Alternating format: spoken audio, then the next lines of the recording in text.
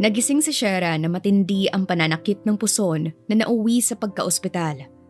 Nalaman niya na mahihirapan siyang magkaanak dahil sa naging sakit niya at maaari din na hindi na siya kailanman magkakaanak. Kaya nagdesisyon ito na bumili ng magiging asawa. May papayag kayang bayaran niya upang manatili sa tabi niya at tumayong asawa? O habang buhay na lang siyang mag-iisa dahil sabi nga nila ay di lahat nabibili ng pera.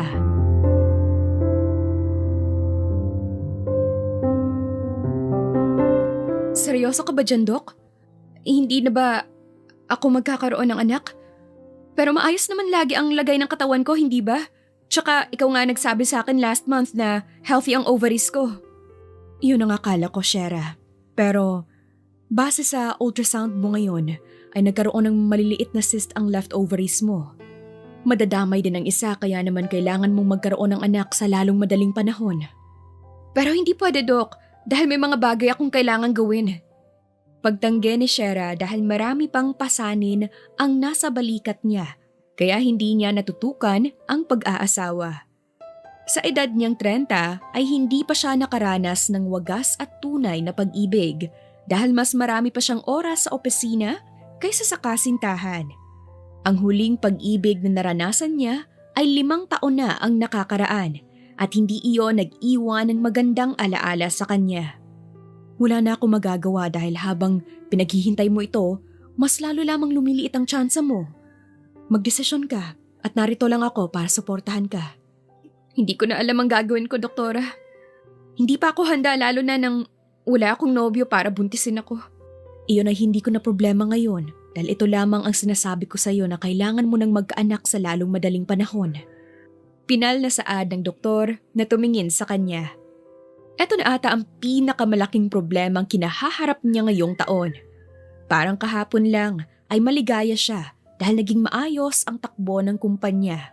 Ngunit heto siya at iniisip ang malaking problema.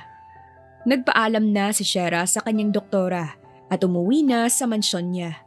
Hindi rin niya sinasagot ang tanong ng kanyang tiya na kanina pa nag-aantay sa pag-uwi niya. Labis naman ang pag-aalala nito kaya sinundan niya ang dalaga hanggang sa silid nito. Iha, may problema ba? Bakit napakatamlay mo? Hindi ba maganda ang naging trabaho mo sa opisina? Tiya, okay lang po ako. Medyo pagod lang po ako at hindi nakapagpahinga ng maayos. Aniya, subalit naroon pa rin ang matinding pagpipigil ng kanyang mga luha. Kung gano'n ay magpahinga ka na at pinapasabi ng lola mo ay uuwi siya sa sunod na buwan. Hindi siya nagsabi sa akin, tiya. Hindi ba niya sinabi kung anong gagawin niya dito sa Pilipinas? Okay na ba siya? Pwede na ba siyang umuwi ng Pinas? Sunod-sunod niyang tanong dahil naging biglaan naman ito. Ang kanyang lola ay may malubhang sakit na pinaglaban nila ng 5 taon. Nanirahan ito sa ibang bansa upang magpagaling at sa awa ng Diyos ay gumaling ito. Ngunit may isa itong pangarap na hindi matupad ni Shera. Ito ang bigyan ng apo ang lola. Paano pa ba niya ito gagawin kung may kinahaharap siyang matinding problema? Hindi niya sinabi sa akin, Iha, pero sa tingin ko tungkol na naman ito sa pag-aasawa mo. Iha, hindi naman sa nakikialam ako sa iyo, pero hindi ba ito na ang tamang oras para naman magpamilya ka? Hindi ka na bumabata, lalo nang hindi mo na maibabalik ang oras na nasasayang mo. Naiintindihan iyon ni Shera at ngayon niya naiisip ang mga pangangaral sa kanya ng mga matatanda na hindi talaga niya pinakinggan. Naiintindihan ko, tiya. Huwag kang mag-alala dahil sisiguraduhin kong makakapag-asawa ako. Nakangiti niyang sabi kahit ang totoo ay hindi talaga siya okay. Hiniga niya at itinulog ang problema, umaasa na paggising niya ay mababawasan ang mga ito. Subalit hindi pa siya tuluyan nakakatulog nang marinig niya ang tunog ng notification sa phone niya. Tamad pa niya itong kinuha upang tingnan nang magtaka siya sa nabasa. Isang link ang nasa email niya, kaya sa kuryosidad ay pinindot niya ito. Isang application ang nagtuturo roon na kailangan niyang i-install. Husband for sale? Phishing app ba to? O ano? Sino namang tangang gagawa ng ganito? Tanong niya sa sarili. Ngunit ininstall pa rin niya ito at tiningnan. Nanlalaki ang mga mata niya nang makita ang larawan ng nagwagwapuhang mga lalaki at sa ibaba ng litrato ang presyo ng mga ito. Talaga namang legit ang app na ito. May asawa na ako. Hindi na ako tutuksuhin ng mga kamag-anak ko. OMG, ang gwapo ng nabili kong asawa. Sa tagal kong single, sa app na ito pala ako makakakilala ng the one. Oh gosh, totoo talaga ang app na ito at pwede kang bumili ng mapapangasawa mo. Hindi lang sila gwapo, kundi mababait din sila at mamahalin ka ng tama. 5-star kayo sa akin dahil ang bait ng asawa ko. Anong kagagahan to? Bakit may ganitong app? Legal ba ang mga pagbebenta ng asawa na ganito? At saka ano to? Para sa lalaki gagastos ako ng 10 milyon? Gold ba sila, ha? Naiinis pa niyang hiyaw bago ibinato ang cellphone sa lapag. Ipinikit ang mga mata at sinubukang kalimutan ang mga nasa app. Hindi rin nagtagal ay naiinis siyang bumangon at dinampot itong muli upang alamin pa ang ibang bagay. Isang desisyon ang nabuo sa kanya at ito ang bumili ng mapapangasawa at magiging ama ng anak niya sa lalong madaling panahon. Kinaumagahan, nagising ng maaga si Shera upang maghanda at tumungo sa company ng husbands for sale. Mabilis lamang siya nakarating doon at unang bungad pa lang ng company, nagtaka na siya dahil mukha itong haunted house. Good morning, madam! Pasok na po kayo upang makapili ng mapapangasawa. Hinila pa siya ng babaeng bumati sa kanya papasok ng company. Namilog ang mga mata niya nang makita ang nagwagwapuhang mga lalaki na tila mga manika na nakadisplay. Pinagkakaguluhan pa ng mga babaeng mayayaman, napansin pa nga niya ang sikat na modelo na kilig sa lalaking masungit na nasa harapan nito.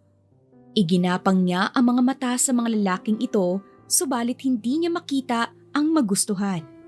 10 minuto na ata siyang nag-iikot ngunit wala. Not until mapansin niya ang isang lalaki na nakatayo. Tall, dark and handsome, lalo na sa suot nitong tuxedo. Para siyang na-starstruck. Wala sa loob niyang lumapit dito at hinawakan ang laylayan na dulo ng suot nitong suit. Nagulat naman ang binatang sa Finland dahil sa babaeng lumapit sa kanya. Namamangha ang mga mata at titig na titig sa kanya. Siya, si Finland, isang CEO ng sikat na kumpanya sa Makati. Narito siya sa company ng loko niyang kapatid upang patigilin ito sa illegal na business. Nagtayo kasi ito ng husbands for sale, sinuportahan pa ng mga kaibigan niyang sina Morocco, Israel, Denmark, Oman at Spain. Kaya naman sumasakit ang ulo niya ngayon sa stress. Subalit, napawi iyon nang makita ang maliit at cute na babaeng tila nawawala. Miss, magkano po siya? Ani pa nito. Miss, hindi kasi... Pero medyo mahal kasi si the one mo. Siya namang panlalaki ng mata ni Finland dahil napagtanto niya na inakala siyang isa sa mga binibenta dito. Name the price. Wala akong pakialam. Basta siya. Siya ang gusto kong maging asawa. Nagkatitigan pa sina Finland at ang kapatid nitong babae. Hindi naman kasi nakitaan ng pagtanggi ang binata kaya mabilis na naproseso ang pagbili ni Shera sa lalaki. 1 oras ang inantay ni Shera upang mabayaran ito na umabot ng kukulanging 20 million. Hindi naman ako mawawala, kaya hindi mo naman kailangan kumapit sa akin. Biro pa ni Finland sa babae. Hindi naman nakinig si Shera dahil mahirap na at maraming babae ang nakatingin ngayon sa kanila. Wala akong pakialam. Maganda ng ganito at baka may umepal pa dyan. Hindi naman ako sasama sa kanila. Maganda na ang sigurado. Pero ano ngang pangalan mo? Pasensya na at hindi ko natanong ng maayos. Finland. Ngumiti pa ito ng ubod ng tamis kay Shera na gulat naman ngayon. Oh, coincidence kung ang pangalan ko ay Shera? Di coincidence, kundi nakatadhana ka siguro sa akin. Loko? Sigaw pa ni Shera nang namumula ang magkabilang pisngi. Hindi rin naman nagtagal at lumabas na ang babae, dala ang kontrata at marriage contract. Oo, kasal na agad nakapaloob iyon sa napagkasunduan. Hi! Kailangan ko na lang ang pirma ninyong dalawa tapos pwede na kayong mag-honeymoon. Kami nang bahala na ipadala ang copy ng marriage contract niyo sa address. Thank you. Ani Shera matapos pirmahan ang marriage contract nilang dalawa ni Finland. Maloko pang tiningnan siya ng asawa na may malapad ng ngiti nang makapasok sila sa kotse ni Shera. Grabeng kaba din ang nararamdaman niya dahil ito ang unang beses na nagkaroon siya ng lalaki sa buhay niya. Lalo na at ngayong gabi ang unang gabi nilang dalawa bilang mag-asawa. Kaya ganun na lamang ang kaba na nararamdaman niya. Kinakabahan ka ba? Anong kinakabahan ka dyan? Bakit parang namumutla ka? Dahil ba, first night natin to, ha? Excuse me? Hindi naman tayo mag-honeymoon, di ba? At saka, ano bang sinasabi mo dyan na parang, shh, just drive. Huwag mo kong tingnan habang namumula ka dahil hindi mo alam ang nasa isipan ko. Kumindat pa ito bago umupo ng maayos. Nakanganga na lamang si Shera dahil sa kahambugan ng asawa. Ipinagpatuloy na lamang niya ang pagdadrive nang walang imikan. Iniisip kung tama ba ang ginawa niyang ito. Hanggang sa makarating sila sa mansyon ni Shera, ipinakilala ng babae ang asawa sa kanyang tiya na kamunti ka ng atakihin sa puso dahil sa biglaang pangyayari. Wala namang kibuan ang dalawa nang pumasok ng silid ng babae. Para tuloy inasinan na uod si Shera dahil hindi siya mapakali. So, this is your room? Saan ba ako matutulog? Pwede ka naman sa kama. Kung gusto mo, sa sofa na lang ako. Sino naman ang nagsabi na sa sofa ka matutulog? Kung pwede naman tayo magtabi sa kama. Your bed is big enough for us. Kaya naman, pahingi ako ng damit na pwede kong pamalit sa damit ko. Kanina pa talaga ako naiinitan at gusto ko na rin magpahinga, wife. Hindi ka muna ba kakain ng dinner? Hindi ka ba gutom? Pwede naman kitang ipaghanda. Alok pa ni Shera upang mapahaba pa ang usapan nilang dalawa. No, thank you. Gusto ko na talagang magpahinga. Dahil marami pa akong gagawin ng trabaho bukas. Pwede ko bang malaman kung anong trabaho mo bago mo naisipan na ibenta ang sarili mo? What do you think, wife? Anong nga ba sa tingin mo ang trabaho ng lalaking pinakasalan mo? Tumaas baba na naman ang kilay ng asawa. Kaya kaysa ipagpatuloy pa ang pagtatanong ay nainis na lamang siya. Ewan ko sa'yo. Che! Aniya pa bago umalis ng nagdadabog. Naiwan naman si Finland nang may nakakalokong ngiti sa labi habang pinapanood ang asawa na nagdadabog. Napukaw lang ang atensyon niya nang maramdaman ang pag-vibrate ng cellphone sa bulsa. Pangalan ng kapatid na babae ang nakarehistro sa caller. Sinagot niya ito ng walang pag-alinlangan. Kuya, seryoso ka ba dito sa ginagawa mong pagpapakasal? Tanong nito sa kanya. Yes. Kuya, hindi ko alam kung anong nasa utak mo pero sana naman ay hindi ito makakasakit ng babaeng yan. Yun lamang at mag-iingat ka. Ibinaba na ng kapatid nitong babae ang tawag. Siya naman paglabas ni Shera sa banyo, dala ang isang pares ng pantulog. Inabot niya ito sa kanya at inirapan. Amuse naman si Finland sa inasal ng asawa. Kaya bago pa sila magkaasaran, nagtungo na siya sa banyo upang magbihis. Samantala, si Shera naman ay labis ang kaba habang nag-aantay sa asawa niya. Gagawin kaya nila ang ginagawa ng mag-asawa? Hindi kaya masyadong mabilis ang lahat? Kailangan muna niyang matutunan na mahalin ito bago niya ibigay ang sarili. Mabilis lamang lumipas ang 10 minuto at lumabas na si Finland sa banyo. Napansin niya ang babae na bulong ng bulong at hindi mapakali. Kaya naman nakaisip siya ng kalokohan upang pagtripan ito. Napatili naman si Shera nang buhatin siya ni Finland at ibato sa ibabaw ng kama. Nanlalaki pa ang mga mata nito na mas lalo pang nagpalawak sa pilyong ngiti naman ni Finland. Anong ibig sabihin nito? Hindi ba nag-usap na tayo na walang honeymoon at gusto ko pang makilala ka muna? Finland, hindi ito nakakatuwa. Asawa mo naman ako, hindi ba? Asawa kita kanina lang.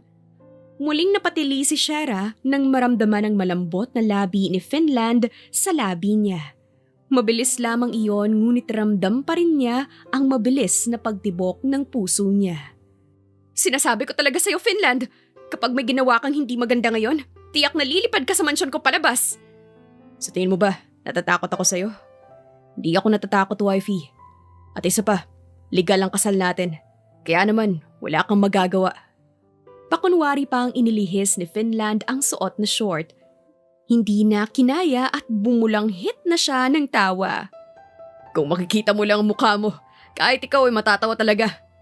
Don't worry, wifey. Hindi ko gagawin ang nasa isip mo. Pero kung gagapangin mo ko sa hating gabi, di naman ako papalag. Ang kapal mo talaga. Huwag kang matutulog sa kama ko, hayop ka. Namumula namang saad ni Shera. Isang pagkakamali ata na ito ang pinili niya maging asawa dahil muntik na siyang atakihin sa puso. Just kidding, wifey.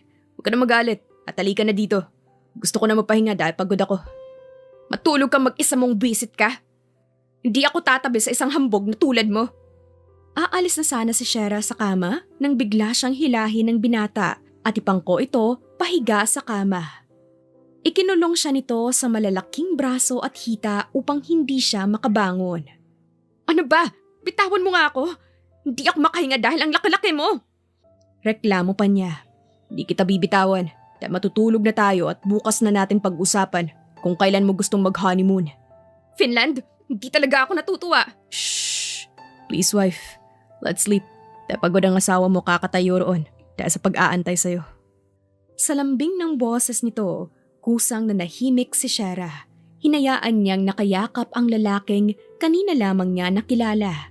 Ayaw na niyang isipin pa ang mga maaaring mangyari o kung tama ba ang ginawa niya dahil pagod din siya gaya nito.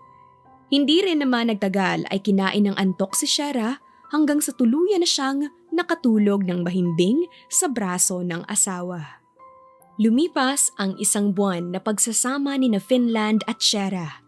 Hindi naging madali ang lahat. Tila mga aso't pusa sa iisang bubong ngunit hindi rin naman ipagkakaila ni Shera na maaasahan at mabait ang asawa. Mas nakilala pa nga nila ang isa't isa dahil sa madalas na pagtatalo. Ano na naman ang ginagawa mo sa silid ko, lalaki? Nakataas kilay na tanong ni Shera sa asawa na may dalang unan na pumasok sa silid niya. Isa ito sa naging usapan ang paghihiwalay ng silid pansamantala hanggat hindi pa nila mahal ang isa't isa. Subalit likas na pasaway talaga si Finland dahil dito pa rin siya natutulog sa tabi ni Shera. Kumukulog, kaya dito muna ako matutulog. Parang kagabi lang, dito ka natulog at ang dahilan mo ay malakas ang ingay ng butiki sa kwarto mo. Ngayon naman, kumukulog? Nakikita mo ba kung gaano katahimik yung gabi? Basta, dito ako matutulog at huwag ka na maingay. Hindi ka kasi sumusunod sa usapan, di ba ang usapan natin, hanggat hindi natin mahal ang isa't isa, hindi tayo pwedeng magtabi? Ayoko, magtatabi tayo dahil dito ako nakakatulog ng mahimbing. Matigas pa rin nasabi ni Finland bago ito tumalon sa kama at nagtago sa makapal na comforter. Ang kulit mo talaga, no? Ano ka ba, bata? Pero maiba nga tayo. Ano ba talaga ang trabaho mo? At bakit lagi kang nakasuit? Takang tanong naman ni Shera. Ilang beses na kasi nila itong napag-usapan pero hindi pa rin masabi ni Finland ang totoo. Di ako nagtatrabaho sa illegal. Huwag ka magalala. Pero seryoso nga, anong trabaho mo? Kasi sa totoo lang, imposible na isa kang bouncer o bodyguard. Mas makinis at maputi ka pa sa akin. Tingnan mo nga yung mukha mo at wala ni isang pores. Tapos tingnan mo yung katawan mo. Para kang si Adonis. Pasado ka nga kung magiging model ka eh. Kung ganun, nagagapuhan ka sa akin? Oo naman, bakit hindi? Nasa harapan ko na ang ebidensya at hambog ka lang talaga. Inirapan pa ito ni Shera bago bumalik ang tingin sa binabasa niyang libro. Thank you. Ang akala ko ang kaya mo lang gawin ay dumada tapos awayin ako. May sweet side ka pala kahit papano. Tigilan mo ako huwag mo akong umpisahan. Pagbabanta pa ni Shera dahil tiyak na kung saan na naman kahahantungan ang simpleng bangayan na iyon. Tumigil naman sa pagsasalita sa Finland kaya nakahinga ng maluwag si Shera subalit hindi rin iyon nagtagal nang bigla itong tumayo bigla. Tumingin pa ito sa kanya na para bang may naisip na magandang gagawin. Di ba wala kang trabaho bukas? Hanggang sa susunod na ilang araw? Yes, ano naman? Sagot naman ni Shera na hindi pa rin binabalingan ng tingin ang asawa. Gusto mong sumama sa probinsya kung saan ako lumaki? Gusto ko lang bisitahin ng pamilyang umampon sa akin noon. Matagal-tagal na rin simula nang nabisita ko sila. Nito. Dito na tuluyang napukaw ang atensyon ni Shera dahil ito ang unang pagkakataon na nalaman niya iyon. Hindi siya nagtanong at tumingin lamang kay Finland. Kung kailangan mo nang makakasama, bakit hindi? Kaya okay lang sa akin. Ang bait talaga ng asawa ko. Pakis nga. Hindi naman nakapaghanda si Shera nang bigla siyang halikan ni Finland sa labi. Ang akala niya ay iyon na. Ngunit nagkakamali siya dahil mas lalo siyang hinila nito palapit. Mas pinalalim ang halikan nilang dalawa hanggang sa hindi na namalaya ni Shera na nadadala na siya sa halik na iyon. Naghiwalay lamang ang kanilang mga labi nang kapusin sila ng hininga. Bakit? Iyan ang unang salita na lumabas sa labi ni Shera. Anong bakit? Bakit ako tumigil? Gusto mo pa ba ng round 2? Loko! Bakit mo naman ako hinalikan ka ako? Namumula na naman ngayon ang buong mukha ni Shera. Iyon kasi ang unang halikan nila bilang mag-asawa na nadala talaga siya. Muntik nang silaba ng buo niyang katawan kaya naman napadampot siya ng remote ng aircon upang mas lalong palamigin ang buong silid. Di naman masamang halikan ng asawa ko, hindi ba? At saka, sumukli ka rin naman ng halik. Paano kasi? Ikaw nga ang may kasalanan kung bakit ako humalik pabalik. Ako pa talagang pagbibintangan mo, no? Round 2? Sira ulo! Iyon na lamang ang nasabi ni Shera dahil sa kahihiyan. Tumayo siya mula sa kama at naglakad palabas ng silid nila nang pinapaypayan ang sariling mukha. Hindi niya na kinakaya ang init ng silid niya kaya naman sa guest room na lamang siya matutulog. Hindi niya na alam ang mga susunod na mangyayari lalo na't ramdam din niya ang kasabikan ni Finland sa kanya. Lumipas muli ang magdamag at nagising silang dalawa ng sabay dahil nga ngayon ang pag-alis nila patungong probinsya. Antok man si Shera ngunit wala siyang magagawa dahil nga kailangan niyang samahan si Finland. Nag-impake sila ng mga gamit na kailangan at iilang mga pasalubong na pagkain na wala roon. Sa buong biyahe, tulog lamang si Shera. Nagising lamang siya nang alugin ng kaunti ang braso niya. Minulat pa niya ang mga mata at ang unang bumungad sa kanya ay si Finland. Nandito na tayo? Tanong pa niya sa asawa. Yes. Kaya mo bang maglakad? Oo naman. Bakit ba baldado ba ako? Aniya pa, kaya naman napakamot na lang ng ulo si Finland. Wife, nagmamagandang loob lang ako. At baka gusto mong buhatin kita. Che! Huwag mo nga akong umpisahan at hindi maganda ang gising ko ngayon. Nag-aaway ba kayong dalawa, Finland? Iha, inaaway ka ba ng pasaway na batang ito? Pasensya ka na at hindi ko na siya mapalo dahil matanda na. Ani ng matandang babae na may hawak na tungkod. Nay, kanina pa po kayo dyan. Ba't hindi ka nagsabi para matulungan ko sana kayo? Aligagang lumapit naman si Finland sa matanda at inalalayan ito. Subalit nakatikim lang ang lalaki ng sapak sa matanda dahil sa pagiging pilyo nito. Abang batang to, napakapasaway at pilyo. Halika na at isama mo na ang asawa mo sa loob ng bahay upang makapaghapunan na kayo. Hindi naman mawala ang tingin ni Shera sa asawa dahil ang mukha nito na madalas ay pilyo ay kakaiba ngayon dahil ang mukha nito ay may malapad na ngiti at maaliwalas. Isang malaking lumang bahay ang titirahan nila pansamantala. Ang palayan at taniman sa likod ng bahay ang nakakuha sa atensyon ni Shera. Napapikit pa siya sa malamig na simoy ng hangin na tumatama sa maputla niyang balat. Nagustuhan mo ba? Sulpot ni Finland at yumakap pa sa bewang niya. Ipinatong pa ang baba nito sa balikat niya. Hindi na nabibigla si Shera sa mga yapos ng asawa dahil nasanay na siya at ramdam niya ang kaligtasan rito. Dito ka lumaki? Ang ganda dito. Napakatahimik ng lugar. Sa ganitong lugar ang pangarap ko noon pa. I must say na naging maganda ang buhay ko nung bata pa ako. Dito sa piling ni nanay. Pero hindi naging masaya nang makilala ko ang totoo kong pamilya. Lumayo pansamantala si Shera sa asawa upang makaharap ito dahil nais niyang malaman ang kwento kaakibat sa sinabi ng asawa. Anong ibig mong sabihin? Hindi ba sila naging mabait sa'yo? Hindi ka ba nila tinuring na parang totoong anak? They love me. Pero hindi mo maaalis sa akin na magtanong kung bakit nila ako iniwan sa bahay ampunan. Tapos paglaki ko, ay doon sila babalik na parang walang nangyari. Tinanggalan nila ng kaligayahan ng mga taong kumupup sa akin. Pero natuto din naman ako na magpatawad. Kaya naman, paminsan-minsan ay binibisita ko sila. Galit ka pa rin sa kanila? No, naiintindihan ko na ngayon. At iintindihin ko palagi. Nakatingin lamang si Shara sa asawa dahil sa sinabi nito. Mayroong kung ano na humaplo sa puso niya kung gaano kabait ang lalaking pinakasalan. Bakit ka nakatingin sa akin? May dumi ba ang mukha ko? Wala naman.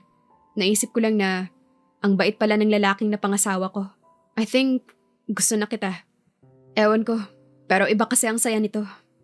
Itinuro pa ni Shara ang dibdib kung nasaan ang puso niyang sobrang bilis ng tibok ngayon. Nagulat naman si Finland sa pag-amin ng asawa sa kanya. So, Hindi ko naman hinihingi sa'yo na mahalin din ako pabalik. Dahil nga ang kasal natin ay biglaan lamang, hindi ba? Maghihintay naman ako hanggang sa mahalin mo na rin ako. Ngumiti pa ng malapad si Shara na siyang nagpatulala naman kay Finland. Sino bang hindi mai-in love sa babaeng nasa harapan niya? Isa itong napakabuting babae. Walang kapares kaya naman hindi niya mapigilan na makonsensya sa malaking kasalanan na nagawa. Hindi mapigilan ni Finland na matakot na baka balang araw ay ang ngiti sa labi ng asawa ay mapalitan ng galit. Napaiwas siya ng tingin at nakuyom ang mga kamao sa isiping mawawala ito sa kanya. Ngunit paano ba niya aayusin ang problemang siya mismo ang gumawa?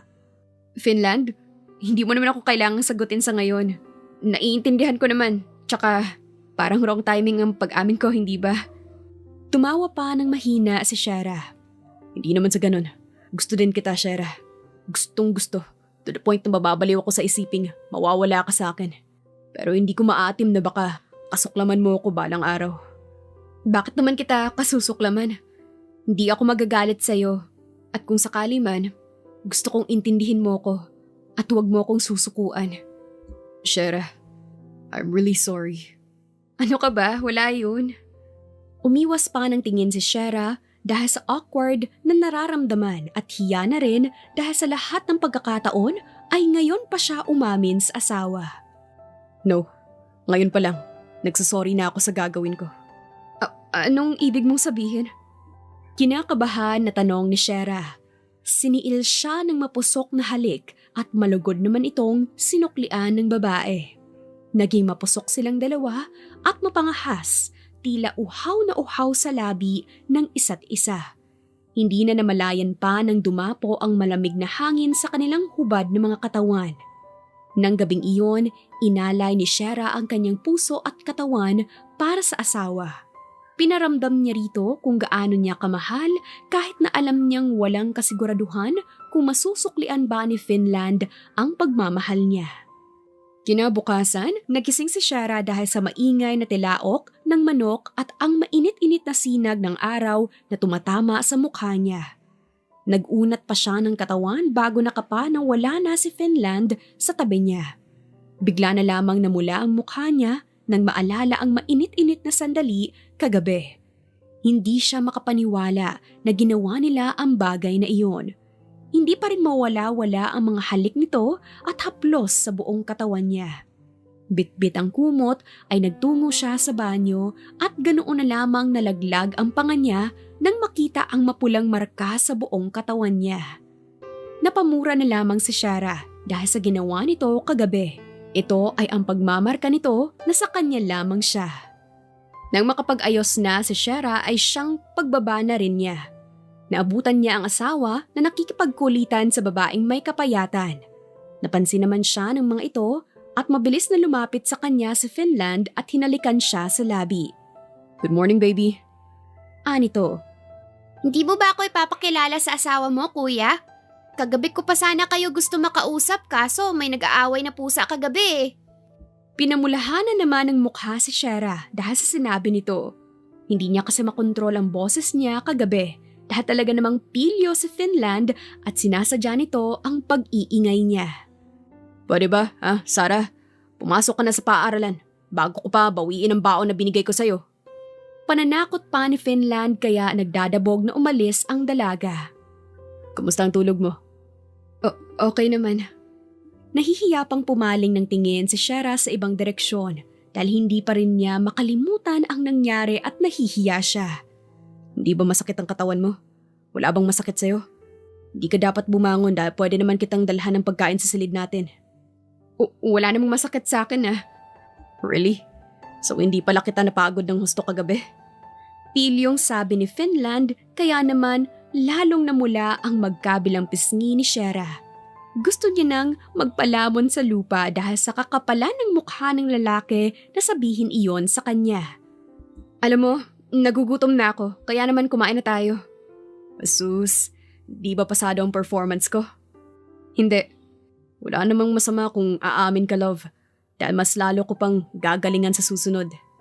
Tigilan mo nga ako, Finland. Di ka na makakaulit, tandaan mo yan. Natatawang sigaw ni Shera habang patuloy silang nagkukulitang dalawa. Muling lumipas ang mga oras ng napakabilis. Nakaupo naman ngayon si Shera sa kawayan na upuan sa ilalim ng punong mangga. Pinapanood si Finland na tulungan ang itay nito sa pag-aani ng mga mais na tanim nila.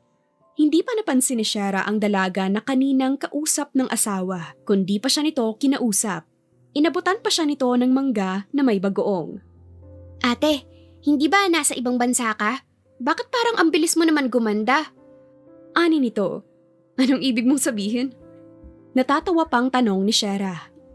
Bata pa lamang kasi ang babae at sa tansya niya ay nasa 17 pa lang ito.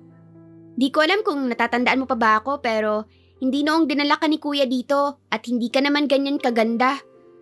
Alam naman namin na ikakasal na kayo pero bakit naman biglaan? Dito na nabura ang ngiti sa labi ni Shera. Kumabog din ang dibdib niya ng sobrang lakas. Pero ngayon pa lang ako nagpunta dito. May ibang babae ba? Kailan? Di ko na maalala pero 2 taon na. Hindi ba ikaw yun? Kung ganon, hindi pala sila nagkatuluyan. Mabuti naman. Ani pa ng babae sabay tawa. Pwede ko bang malaman kung ano ang pangalan ng babaeng sinasabi mo? Teka at iisipin ko lang ha. Dahil ang tagal na rin kasi simula nang mapag-usapan siya dito sa amin. Ang akala talaga namin magkakatuluyan sila ni Kuya Finland. Hindi rin kasi maganda ang ugali ng isang yun. Pero alam mo ba kung sino siya? Helena. Helena ang alam kong pangalan ng kasintahan niya. Kumabog ng sobrang bilis ang dibdib ni Shera dahil ang babaeng sinambit ng babaeng nasa kanyang harapan ay walang iba kundi ang dati niyang kaibigan. Pinapawisan siya ng malamig at nanginginig ang kanyang mga kamay habang iniisip kung ano ba ang takot na namumuo ngayon sa dibdib niya. Napatingin pa siya kay Finland na masayang nagbubungkal ng lupa. Walang kaide-ideya na nagkakalamat na pala ang relasyon na nag-uumpisa pa lamang. Napansin naman ni Finland ang asawa dahil sa matinding pananahimik nito. Tulala at tila malalim ang iniisip kaya naman hindi niya na napigilan ang sarili na lapitan ito. "What's wrong?" Tanong niya sa asawa. Huminga ng malalim si Shera at umayos ng upo. Pilit man ang kanyang mga ngiti, sinubukan niyang ipakita sa asawa na walang problema. Subalit hindi naniniwala si Finland na walang problema dahil ramdam niyang mayroon. Wala naman. Siguro dahil yan sa namimiss ko lang ang mommy ko. Wife, alam ko hindi pa ganun katagal simula nang nagkakilala tayo. Pero hindi mo matatago sa akin kapag alam kong may bumabagabag sa'yo. Wala namang bumabagabag sa akin, Finland. Dala lang siguro ito nang wala akong ginagawa dito. Kaya naman huwag ka na mag-isip ng kung ano-ano. Tumungo ka na roon at tulungan mo na sila nanay at tatay. Siguro ang gagawin ko na lang ay pumanhik na muna sa silid natin. Tapos ay tutulungan ko na rin si Lola na maghanda ng hapunan natin para mamaya. Ngumiti pa ito ng pilit. Wala nang nagawa pa si Finland kundi sumang-ayon sa sinambit ng asawa. Ayaw naman niyang pilitin ito na magsabi dahil ramdam niya na may tinatago ito. Antayin na lamang niya na magsabi ito. Muling lumipas ang 2 araw at napansin na talaga ni Finland ang matinding pagbabago ni Shera. Madalas na kasi itong tahimik at tulala. Sinubukan namang magtanong ni Finland, subalit naging tikom ang bibig ng asawa. Hanggang sa tuluyan na silang umuwi ng Maynila. Pinilit ipagsawalang bahala ni Finland ang kakaibang pakiramdam. Siguro'y nagdadalawang isip si Shera kung tunay ba ang nararamdaman niya para rito. Kaya naman ginawa ni Finland ang kanyang makakaya upang iparamdam sa asawa na totoo at seryoso siya. Ginawa niya ang lahat upang makuha ang tiwala nito. Hindi naman siya binigo dahil makalipas ang 1 linggong panunuyo, bumalik sila sa dati. Dapit hapon nang matapos si Finland sa kanyang 4 na oras na meeting, nag-unat pa siya ng kanyang likod at hinilot ang kanyang sentido dahil sa mga pasaway niyang empleyado. Hindi na rin siya nag-abala pa na balingan ng tingin ang taong pumasok sa kanyang opisina. Pare, long time no see! Ani ng kaibigan na si Israel. Ano na namang ginagawa mo dito? Malamig pa niyang tanong dahil madalas na nagpupunta ang mga kaibigan niya sa kanyang kumpanya. Ang mga kaibigan niyang matitigas ang mukha at sakit sa kanyang ulo. Kukunin lang sana kitang ninong sa kasal ko. Kasal? Sino namang tangang pumayag na may magpakasal sa'yo, ha? Walang prenong sabi ni Finland. Di ka lang naman pala hambog, kundi isa ka pang walang pusong kaibigan. Malamang ako na ito. Sino bang ayaw pakasalan ako? Yan yung babaeng kinababaliwan mo noon na iniwan ka. Dito na napatikom ng bibig si Israel at napasalampak ng upo sa sofa. Basta na lamang niyang ibinato ang invitation sa ibabaw ng round table. Ganon din ang ginawa ni Finland. Umupo siya sa swivel chair at kinuha ang kanyang cellphone upang tawagan sana ang asawa. Ngunit hindi pa niya naidadial ang numero ng asawa nang biglang mag-pop up ang isang numero. Sinagot niya ito sa pag-aakalang importante subalit isang tinig ang nagpatibok ng mabilis sa kanyang puso. Love! Ani ng babae sa kabilang linya. Napansin din ito ni Israel dahil sa pamumutla at tila takot na hitsura ng kaibigan. Helena? Pangalan pa lang maski si Israel ay natahimik. Yes, love. Nandito na ako sa airport at pwede mo ba akong sunduin? Bakit hindi ka nagsabi sa akin na uuwi ka ng Pinas? Di ba nag-usap na tayo tungkol dito? Love naman. Gusto kitang sorpresahin kaya naman umuwi na ako nang walang paalam. Hindi mo ba ako na-miss? Kasi ako miss na kita. Kaya naman puntahan mo na ako ngayon dahil gusto ko pang makita si tita. Ani ng babae sa kabilang linya. Hindi nakasagot kaagad si Finland dahil naisip niya ang tungkol sa asawa. Matapos ibaba ang tawag, sandali siyang tumulala at nag-isip kung paano niya sasabihin sa kasintahan na iniwan niya pansamantala sa ibang bansa. Malaking gulo ang pinasok mo pare. Hindi ito alam ni Shera, hindi ba? Ang akala ko ay hihiwalayan mo na yan dahil nga may asawa ka na. Paano mo lulusutan ngayon yan? Tanong pa ni Israel. Yun nga ang kinakatakot ko. Dahil nakagawa ako ng malaking kasalanan. Tulad ng peke ang kasal namin ni Shera. Hindi ko pinarehistro ang marriage contract namin upang hindi ako magkaroon ng problema. Ang akala ko, hindi ito tatagal ng 2 buwan o kahit ang 1 buwan lang. Pero nagkamali ako. Talabang tumatagal, napamahal na siya sa akin. Hindi ko tuloy alam kung paano ko sasabihin sa kanyang totoo. Sabi niya. Hindi napigilan ni Israel ang mapatayo at mapasuntok ng malakas sa malapit na paso sa kanya. Oo, at kaibigan nga niya ang binata, ngunit hindi naman tama ang ginawa nito dahil nagawa nitong manloko ng babaeng mabuting tao. Gagi ka pala eh. Alam mo naman palang mali, pero ginawa mo pa rin. Tapos napamahal pa sa iyong babae. Okay lang sana kung hindi mabuting babae si Shera. Pero pare naman, sa lahat ng lolokohin mo, yung babae pang pinapangarap ng iba. Di ko naman sinasadya eh. Di mo sinasadya, pero may utak ka pa rin para isipin na mali ang gagawin mo. Paano na yan? Paano kung malaman ni Shera na hindi pala kayo kasal? Paano kapag nalaman niya na uuwi ngayong araw ang fiancé mo? Sa tingin mo, nang mararamdaman niya?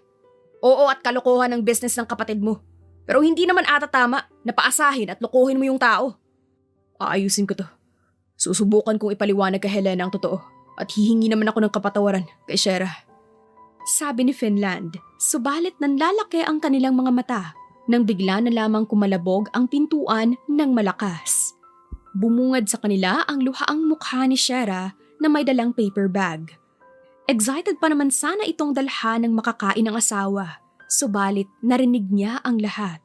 Narinig niya kung paano aminin ni Finland na hindi pala sila kasal. Totoo ba? Love, Love? Ayun ba ang tawagan niyo ng fiancé mo? Ano, Finland? Bakit hindi mo maamin ngayon? Narinig ko na ang lahat at ang sabi mo ay hindi tayo kasal. Bakit hindi mo pa sinabi? Pinagmukha mo akong tanga. magpapaliwanag ako. Para saan pa? Dinig na dinig ko ang mga sinabi mo. Pineke mo ang kasal natin, hindi ba? Ibig sabihin nun, naglaro lang pala tayo ng bahay-bahayan, hindi ba? Shera, please, ayaan mo ako magpaliwanag. Akala ko iba ka. Ang akala ko, hindi mo ako sasaktan gaya ng ginawa ng ibang lalaki sa akin. Pero akala ko lang pala ang lahat ng yun. Dahil katulad ka rin nila. Manloloko!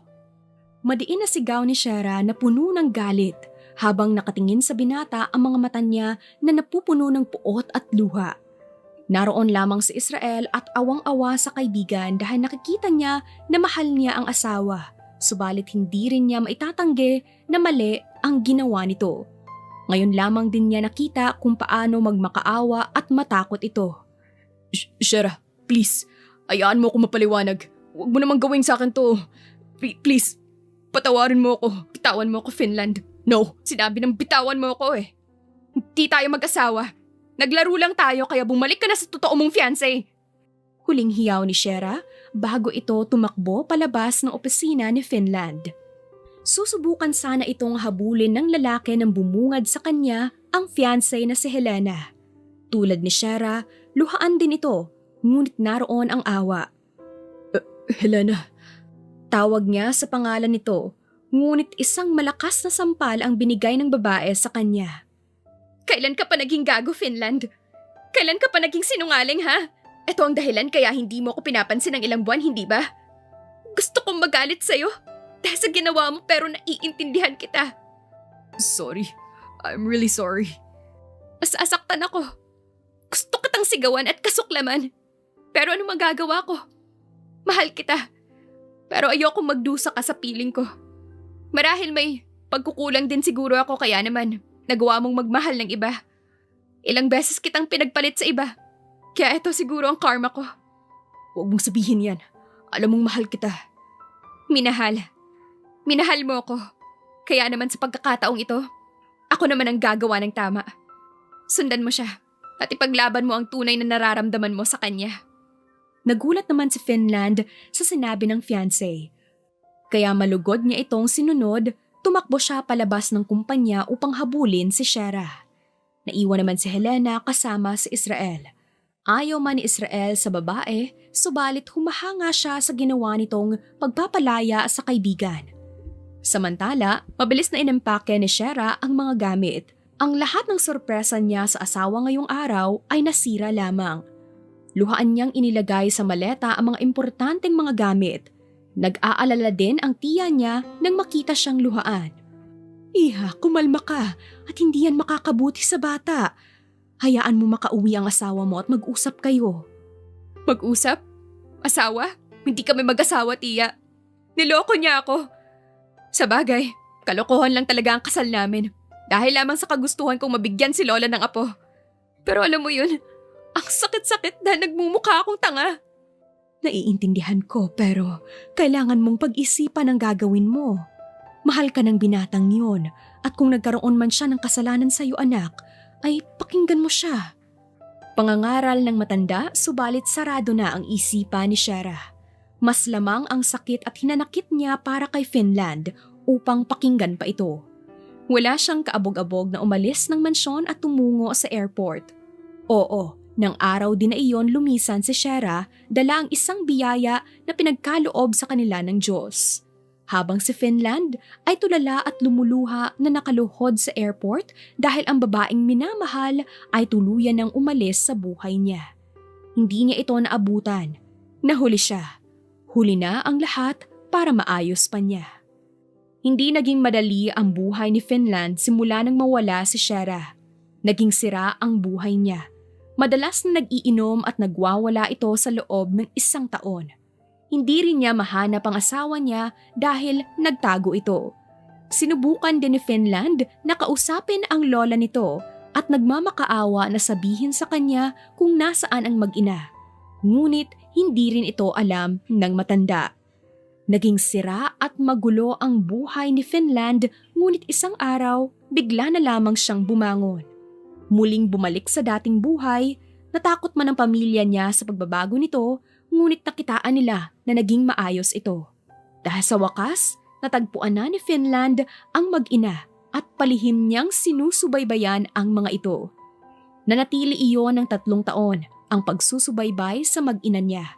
Wala siyang lakas ng loob na harapin o guluhin ang mga ito dahil nahihiya siya kay Shera sa ginawa nito noon kahit na malaki ang pinagbago niya.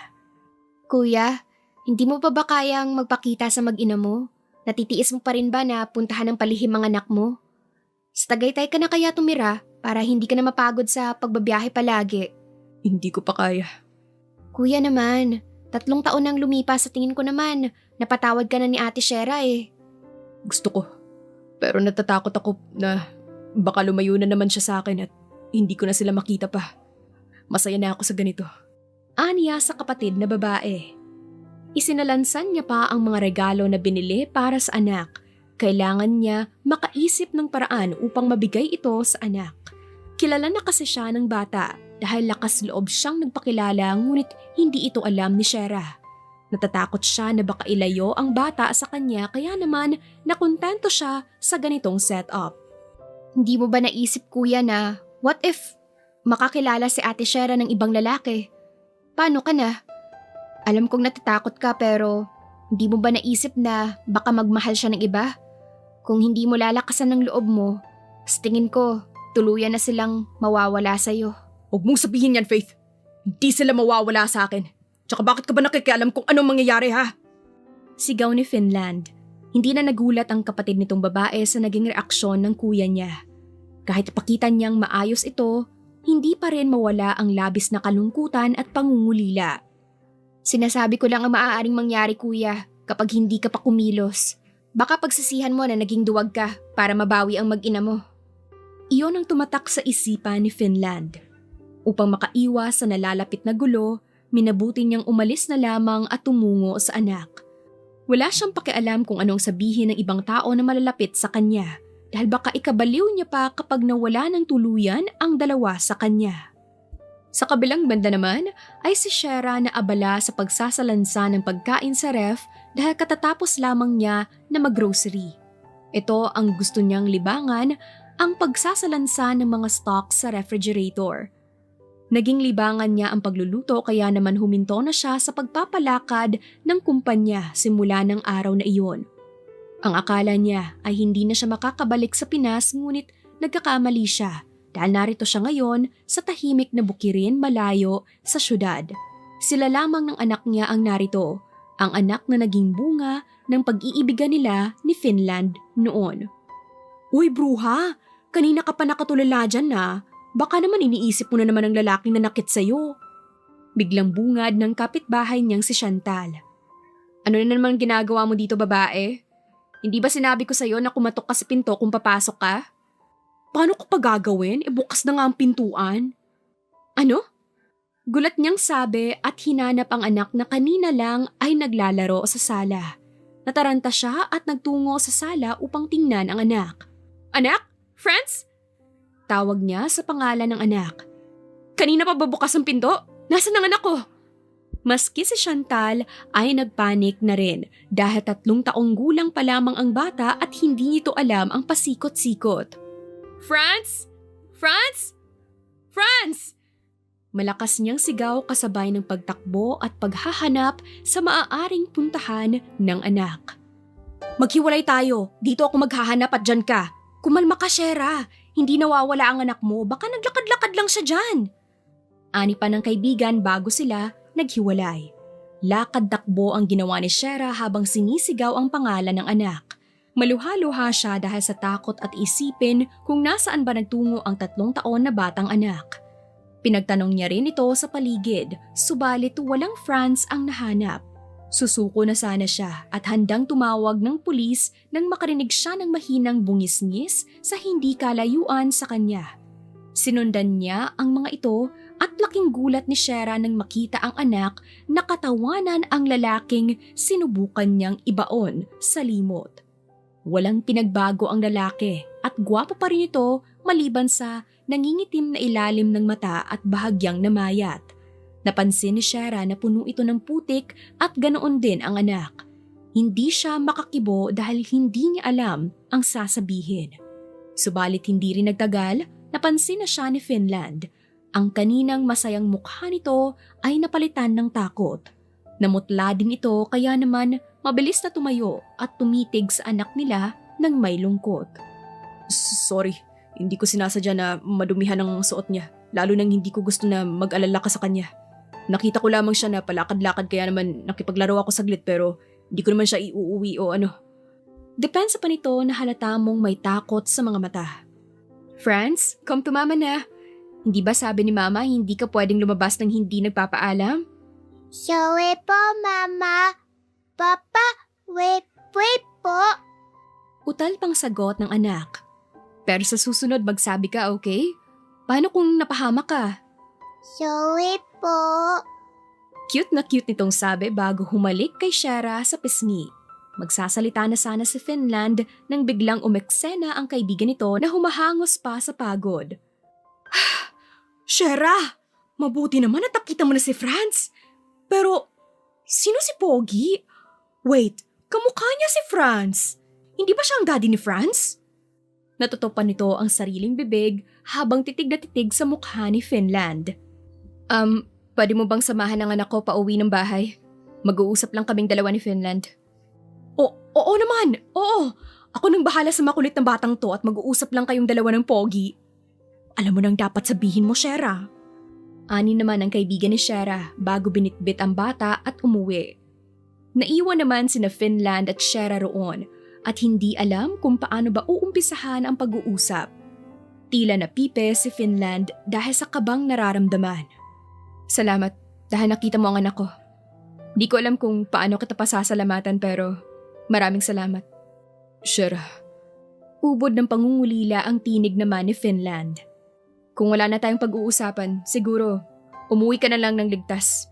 Maraming salamat ulit. I miss you. Napapikit naman si Shera nang marinig ang sinabi ng lalaki para iyong humaplos sa dibdib niya. Kahit anong tanggi niya, hindi pa rin niya mapigilan ang sarili na mamiss ito.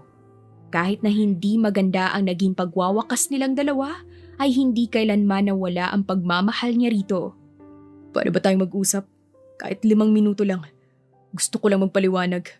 Gusto ko lang humingi ng kapatawaran sa nagawa ko noon sa'yo. Gusto kong patawarin mo na ako. Ano bang meron? Para bang huli na ang lahat para dyan? Masaya na ako kasama ang anak ko. Sa tingin ko naman, hindi na kailangan pang marinig ang tungkol sa bagay na yan, di ba?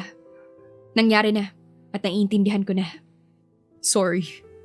Patawarin mo ako. Kahit ayaw mong pakinggan ang paliwanag ko. Gusto ko pa rin ito ipaliwanag. Noong una, inaamin ko na natuwa ako sa lakas ng loob mo na bilhin ako. Hindi ako kasali sa business ng kapatid ko.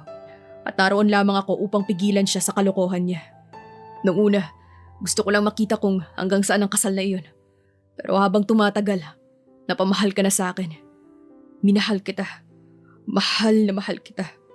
Kaya nung napagtanto ko yun, sinubukan kong ayusin ang lahat. Iyan yung araw na narinig mo ang usapan namin ni Israel. Patawarin mo ako, Shera.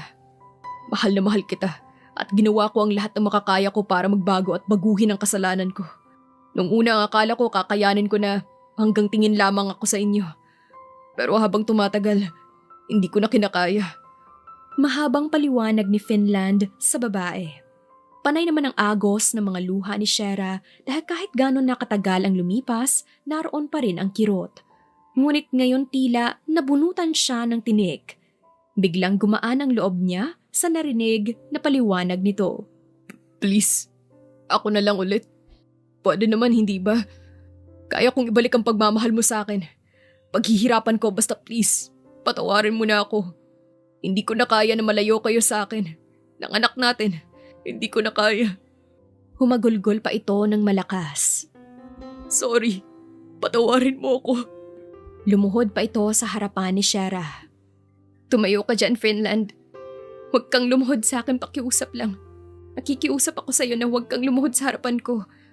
Shara, 3 taon ako nag-antay sa pagkakataon na to para lang makausap at makaharap ka. Wala akong lakas ng loob na harapin ka dahil natatakot ako na baka mas lalo kang mawala kaya nagtiis ako. Pero sana naman, kahit ngayon lang, pakinggan mo naman ako please. Finland, Please, gusto ko kayong makasama ng anak natin. Mahal kita. Mahal na mahal at hindi iyon nawala.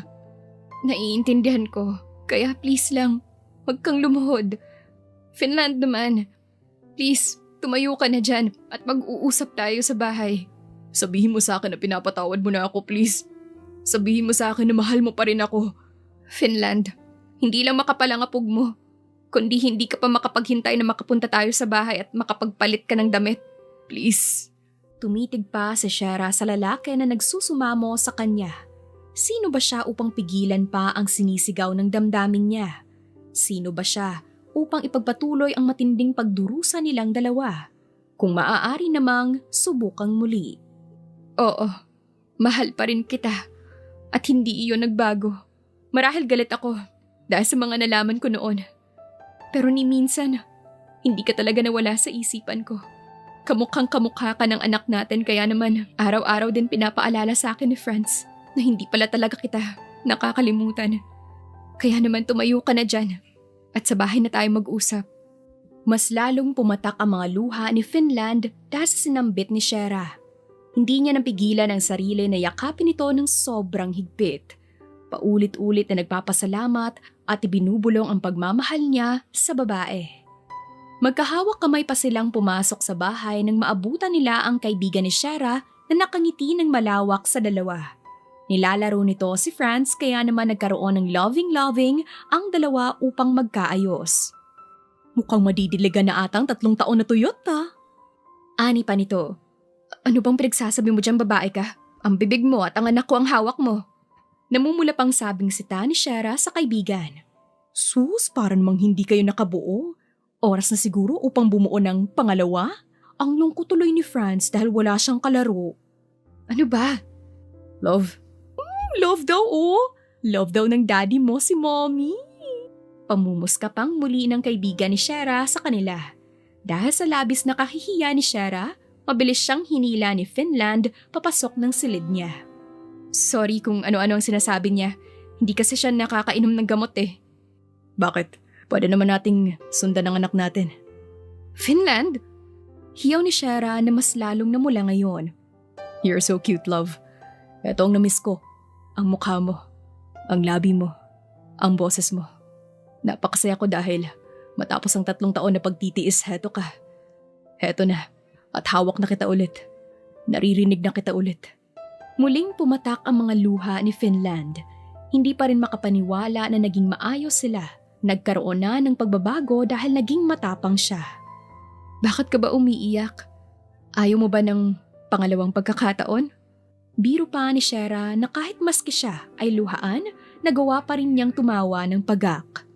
Gusto ko. Gusto ko. Kung ganon ay maligo ka at maghahanap ako ng pagkain. Ipapakilala kita sa anak natin. Kaya naman, ayusin mo na ang sarili mo. Huwag ka nang umiyak dahil ang pangit mo. Magiging pangit pa kaya ako sa paningin mo kapag hinalikan kita dyan? Ang tila biro ni Finland ay napalitan ng pagkagulat dahil kusang dumampi ang labi ni Shara sa kanya. Tila natuod siya at hindi makakilos kundi pa napansin na wala na pala ang dalaga sa harapan niya. Nang araw na iyon ipinakilala ni Shara si Finland sa nag-iisang anak nila na si Franz. Doon na rin ito nagpalipas ng gabi upang mas makasama ang mag-ina niya. Napuno ng tawanan at halakhak ang dating bahay na tahimik. Hindi rin nawala ang malapad ng ngiti ng dalawa. Dahil ng araw na iyon, natapos ang paghihirap nilang dalawa. Mas pinili nilang muling bigyan ng pagkakataon ang relasyon nila. Gusto nilang mahalin ang isa't isa ng tama ngayon at masaya. Dahil hindi rin nagtagal, tuluyan ang napatawad ni Shara si Finland. Muling bumalik sila sa Maynila at inanunsyo ang magandang balita. Mabilis ang kasal na ginawa ng dalawa dahil sa kasabikan na makasama ang isa't isa. Hindi naman binigo ni Finland ang asawa dahil naging mabuting asawa ito sa kanya At ngayon ang ika-1 taon nila bilang mag-asawa. Pare, ang akala ko talaga ikaw na lang ang walang magiging pamilya sa atin. Pero masaya ako at naging maayos kayo ni Shera. Napagod na rin kami sa pag-iinarte mo ng ilang taon. Biro ni Oman, bit-bit ang anak na 3 buwan pa lang. Si Raulo, buti nga at pinatawad pa siya ni Shera. Gago din kasi tong si Finland. Nasa ginto na pero... Pero ano? Singit naman ng mataray na babae dala ang isang hanger habang papalapit kay Spain, isa sa kaibigan din ni Finland. Di ba napakabuti ni Shera at nagawang patawarin si Finland? Sana yung isa dyan, mapatawad na rin ng asawa niya, di ba? Morocco? Biro pa ni Israel. Gagi. Sabi naman pabalik ni Morocco na problemado din sa asawa dahil sa pagiging pabebe nito. Alam niyo, tama na yan at baka marinig kayo ni Shera at magkaroon na naman ng problema. Mabuti pa alagaan niyo na lang ang mga anak ninyo. Ani naman ang asawa ni Spain. Mahal naman, bakit palagi ka na lang nakikisali sa usapan naming magkakaibigan na? One of the boys ka ba? Di porket mukha kang lalaki may karapatan ka ng sumali. Aray! Tingnan niyo, dapat talaga pumili kayo ng babae na mukhang babae. Reklamo nito nang makatanggap ng sapak sa asawa. Bakit ba ang ingay ninyong lahat? At saka, ano palang ginagawa niyo sa mansyon ko? Di ba ang sabi ko naman, family dinner ito at hindi kayo kasali. Ayan tayo Finland eh. Kapag usapang pamilya, para naman kaming hindi saksi sa pagiging baliw mo sa asawa mo noon. Parang hindi ka rin nabaliw sa asawa mo, Denmark ah. Sita din pabalik ni Finland. Muli sanang magbabangayan ang magkakaibigan nang dumating si Shera na suot pa ang bestidang puti na mas lalong bumagay rito kahit na may kalakihan na ang tiyan. Nagulat pa si Shera nang makita ang mga kaibigan ng asawa. Mga pasaway din ang mga ito sa mga asawa nila. Pare-pareho ng naranasan dahil iisang dugo lang ata ang nananalaytay sa kanila. Anong ginagawa niyo dito? Finland, nasan ang anak natin? Nakikina mommy ba? Nag-dinner na ba kayong lahat? Di pa nga eh, kasi itong asawa mo napakakuripot. Di ba naman kami pinag-serve ng kahit juice lang? Akala mo hindi bilyonaryo at nagmamayari ng kumpanya tapos juice lang ipagdadamot pa? Ani Spain. Really? Bakit naman? Finland? Bakit mo naman sila pinapasok sa bahay natin? Bira ni Shera kaya naman nagtawanan ang lahat. Aba, ginaganyan mo na ako ngayon na. Sa pagkakaalam ko, sa akin ka naglilihi ngayon. Di mo ba ako pasasalamatan na binigyan kita ng magandang jeans? Wika pa ni Spain. Loko, kapag naman naging mukhang unggoy ang anak ko, talagang ililibing kita ng buhay. Hiyaw na patawa ni Finland sa kaibigan. Hindi natapos ang lahat sa kanilang bangayan, asaran at kwentuhan na tumagal pa hanggang hating gabi. Kompleto ang lahat. Tinupad ng mga ito ang pangakong magsasama-sama paminsan-minsan kahit may mga sariling buhay na sila. Hindi naman mawala ang ngiti ni Finland dahil nakatingin siya sa asawa na hindi man lang makitaan ng asim ang mukha dahil sa kinakain itong kalamansi na tinanim pa niya sa bakuran dala ng paglilihi nito. Hindi talaga mawala ang matamis na ngiti sa labi ni Finland. Mahal na mahal niya ang asawa. Napansin naman ito ni Shera kaya ngumiti din ito ng ubod ng tamis. Hindi na napigilan ni Finland na lapitan ang asawa at halikan ito sa uluhan. Are you happy, love? Oo naman. Sino bang nagsabi na hindi ako masaya? Ang saya ko nga eh, lalo na nang dumating ka sa buhay ko. Kikiligin na ba ako? Ngumisi pa ng nakakaloko si Finland na inulanan din ng batikos ng mga kaibigan. Iginiya ni Finland ang asawa patungo sa garden upang ipakita ang ilang araw niyang pinaghirapan. Ang hardin na napupuno ng mga paborito nitong bulaklak, ang mga kaibigan nila na may dalang confetti na sabay-sabay nilang pinutok. Ano na naman ang pakulo na ito, love? Ani ni Shera. Happy anniversary, love. Thank you sa 1 taon na pagmamahal at kaligayahan. Simula nang bumalik ka sa buhay ko. Wala na ako mahihiling pa kundi ang mapasaya at ligtas kayo ng mga anak ko. Mahal na mahal kita at alam kong alam mo yan. Kasabay ng paghalik ni Finland sa asawa ay ang malakas na putukan ng mga fireworks sa madilim na kalangitan. Mga naggagandahang kulay at hugis ang lumabas roon. Magkayakap na sinalubong ang pag-iisang taon nilang dalawa. Lahat sila ay natagpuan na ang kaligayahan matapos ang paghihirap upang makasama lang ang mga babaeng mahal nila. Magkayakap, pinapanood ng sabay ang mga fireworks. iisa lang ang nasa isip nila. At ito ay ang mga ngakong mamahalin ng walang kapares, ang mga babaeng binigay ang lahat para sa kanila at hindi nagsawa na umintindi at pagpasensyahan sila. Muling lumipas ang 5 taon at ganoon pa rin katibay ang pagmamahala ni Shera at Finland kasama na ang 2 anak nila na si Franz at Sydney. Hindi pa nakakabangon si Finland galing sa magdamag na gisingan dahil sa walang humpay na pag-iyak ng unika iha nila. Nakarinig siya ng malakas na pagsara ng pintuan kasunod ang malakas na boses ng asawa. Pungas-pungas pa siyang lumabas ng silid nang maabutan niya si Shera na umiiyak habang nakaupo sa pintuan ng anak nila. Nilapitan niya ito at niyakap ng mahigpit. Love, hindi ko na alam ang gagawin ko. Hindi ko na alam kung paano ko pagpapasensyahan ang lahi mo. Sumbong nito sa kanya. Napansin nila na habang tumatanda ang panganay nilang si Franz ay nagiging rebelde na ito sa kanila. Pasaway at madalas din silang ipatawag sa eskwelahan. Ako nang bahala sa anak natin. Pumasok ka na sa silid natin at naroon ang anak natin. Hindi mo naman siya sasaktan, hindi ba? Hindi. Sasapukin ko lang batang yan at hindi na maganda ang ugali. Hindi na nagsalita pa si Shera at hinayaan si Finland na pumasok sa silid ng anak nila. Franz, pwede ba tayong mag-usap? Anong problema mo, kiddo? At naging rebelde ka ngayon? Pati yung mommy mo, sinasagot mo na ngayon. Daddy, Namumutla nitong sabi. Sasabihin mo ba sa akin ang dahilan kung bakit naging ganyan ka? Pati ang mommy mo, nasasaktan mo na. I'm sorry po. Hindi naman po ako galit kay mommy eh. Kung ganon, bakit ganyan ka? Hindi ka namin pinalaki para maging ganito, Franz. Kung may problema ka, sabihin mo sa amin ng mommy mo. Hindi na nga napigilan ng bata na umiyak sa harapan ng ama. Hindi na nga napigilan ng bata na umiyak sa harapan ng ama. Ang matagal lang hinanakit ay unti-unti nang kumawala. Kasi pansin ko, hindi na ako napapansin sa bahay na ito, Daddy. Madalas nakausapin niyo si Sydney. Alam ko naman na ako ang kuya pero Daddy, hindi niyo na po ako pinapansin ni Mommy eh. Hindi na nakasagot agad si Finland at natauhan sa sinabi ng anak. Hindi na nga nila nabigyan ng atensyon ito dahil nasa 8 taong gulang na. Madalas ng tahimik at gustong mapag-isa.